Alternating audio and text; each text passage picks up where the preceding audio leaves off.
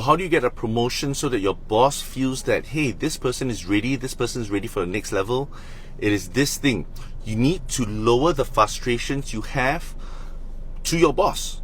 What does that mean? I'm going to share with you, I've coached so many different leaders, I'm going to share with you some of the top frustrations that bosses feel from their team members. Number one, complain king or queen. What is that?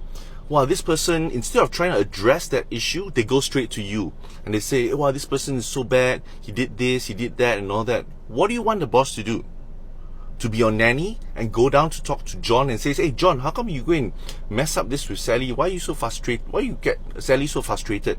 He needs to do nanny time. From the million other things he's doing, he gets frustrated with you. So you need to grow up and do what? Speak to that person directly. If you have some issues, rather than escalating it immediately, I can't talk to that person, he's so unreasonable. Think of it yourself, that you are the person that's not reaching out. So try to solve it first, any issues that you have with other people before you go to them, because that is one of the most frustrating things for a leader. So complaining kings or queens. So the second thing are people who hoard information, don't want to share it, right? They might not want to share it with people because they feel insecure, threatened, whatever it is. If you are a subject matter expert in certain things and you're not sharing data, or you're not helping other people who's doing the same project as you, and they need to start from scratch, guess what? That project is being delayed because you are selfish. So do not be a hoarder, be generous with your information.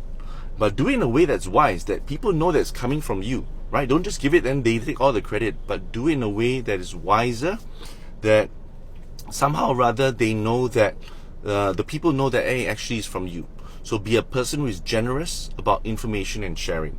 So third frustration for bosses is people who are yes men and just executors. They need people who are lieutenants and generals as well. If you want to get promoted, you can't get promoted just being a yes man. Never ever say to your boss, just tell me what to do, I'll do it. Bad. That means you're just telling that person or your boss, you know what you're telling them? You're saying that, hey, I want to be a soldier my entire life because I'd rather not think. I'd rather you do all the thinking or somebody else do all the thinking. Extremely frustrating because why? Then the boss becomes the bottleneck rather than you. Because you need to go to him and say, hey, so what you want? So be a person who's what? Who's always trying to think of different initiatives. Never go empty-handed without a plan. Always present at least 2 plans, right? An A and a B. I feel A and B, pros and cons, I choose B. So always go to your boss about this. Never say that, I don't know, what do you want? Be a person that's always proactive and high levels of initiative on the plans to do. Never be a yes man. So these 3 are one of the greatest frustrations whenever I coach leaders they have with their teams. Do not be these, because if you are these kind of people, then it's very hard for you or the boss to trust you with more authority and power, which means promotion. So do the opposite. Try this out, guys.